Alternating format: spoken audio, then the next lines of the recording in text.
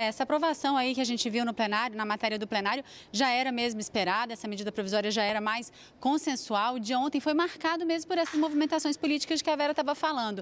A indicação aí do deputado Mandetta, numa semana polêmica em que houve uma movimentação aí com a saída dos médicos que tinham vindo de Cuba participar do programa Mais Médicos.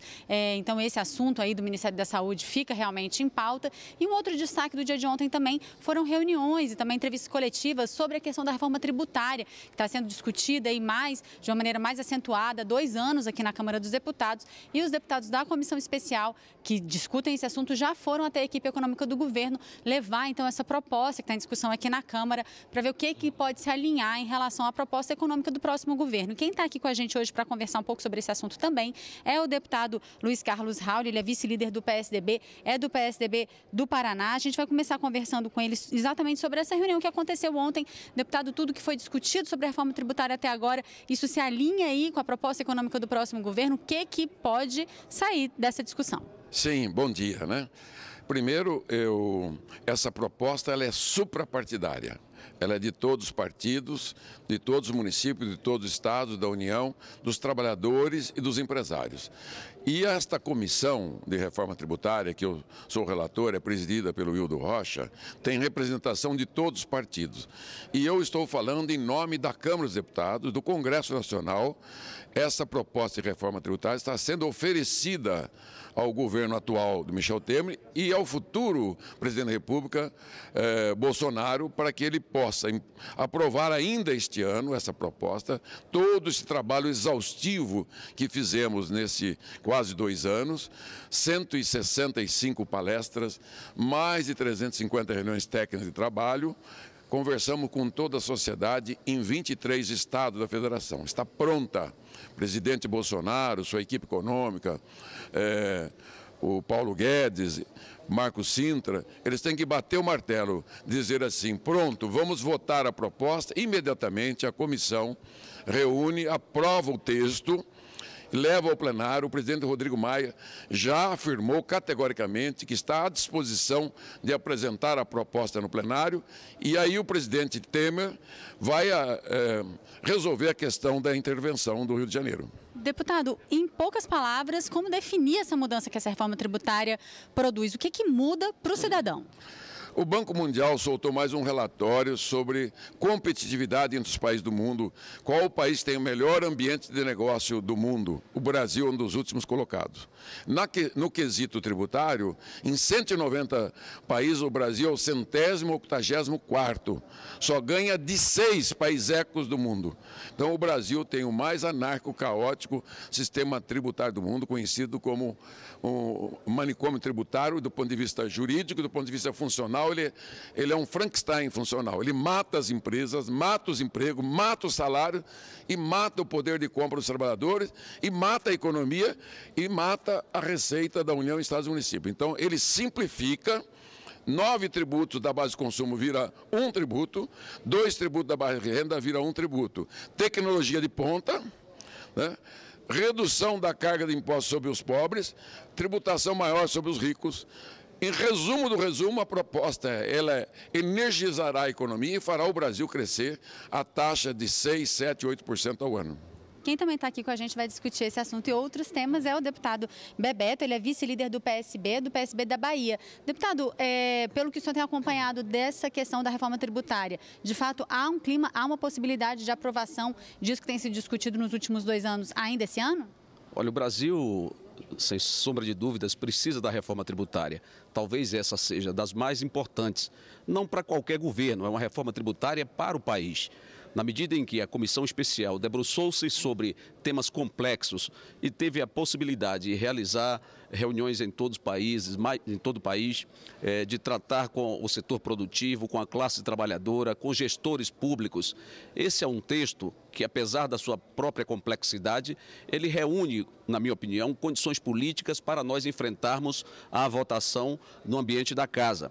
Isso porque esse texto não está endereçado ao governo Michel Temer ou ao governo Bolsonaro, o futuro governo Bolsonaro. Ele é para o Brasil. Ele tem o condão de conferir competitividade à indústria brasileira, desonera a base de consumo, como nós estamos vendo, e produz, portanto, uma sanidade nesse manicômio da condição tributária brasileira. Por isso, nós acreditamos, se a Casa desejar enfrentar uma política de redução de tributos, uma racionalidade tributária neste país, é necessário que nós possamos nos debruçar para votar este tema. Não sei se a Casa está disposta, mas o país precisa, é necessário que nós enfrentemos essa reforma tributária.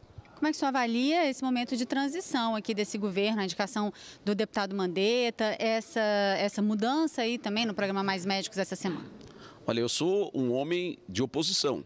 Eu não posso fazer um juízo de valor em relação às indicações já definidas pelo presidente da República. Eu posso avaliar o resultado do trabalho após a assunção destes ministros. Mas falando enquanto pessoa, o Mandetta é um colega da melhor estima que nós temos, um gentleman nesta casa, se relaciona com todas as bancadas partidárias. O que eu posso é desejá-lo sucesso na sua empreitada como ministro.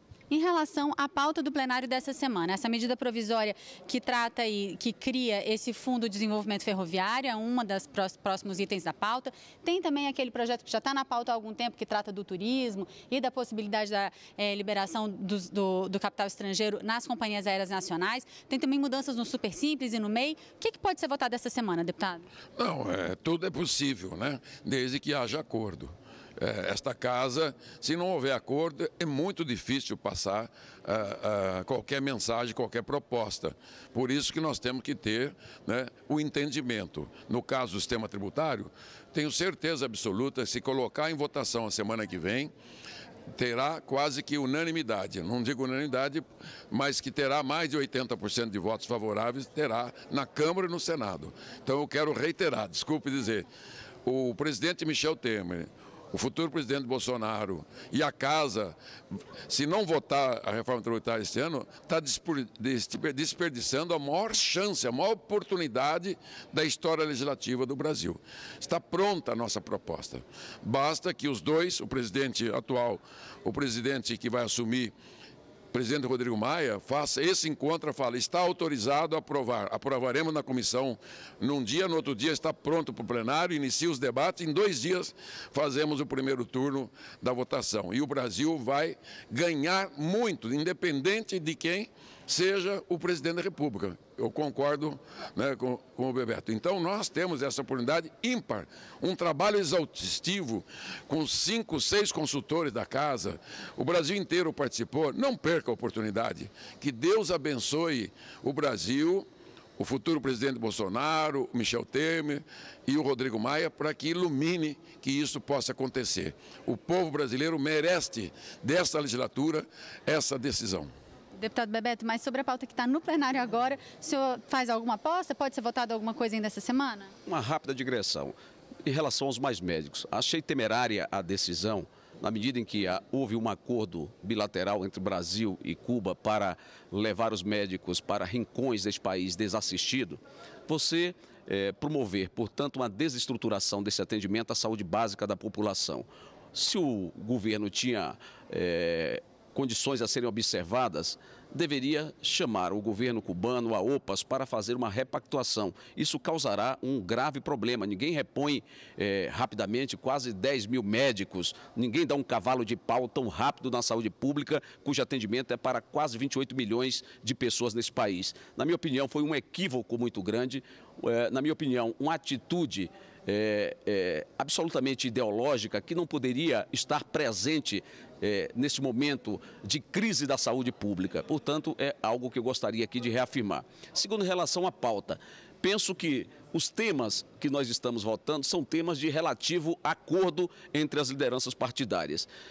Veja que nós temos este que é um raro tema, apesar da complexidade do tema e do largo processo de debate exercitado nesta casa, né, e com especialistas, expertos da condição tributária no país, mas há um raro consenso, na minha opinião, em relação a este tema da reforma tributária. Mas tem um outro tema como a autonomia do Banco Central, embora necessário, porque o Brasil é um dos últimos países ao Banco Central não ter autonomia, mas é um tema mais complexo. Portanto, nesta casa, eu diria a você, nessa sessão legislativa da 50ª legislatura, só os temas, na minha opinião, em que você consiga construir alguma base de convergência, é possível votar no plenário da Casa, sem o que nós vamos ter obstruções permanentes.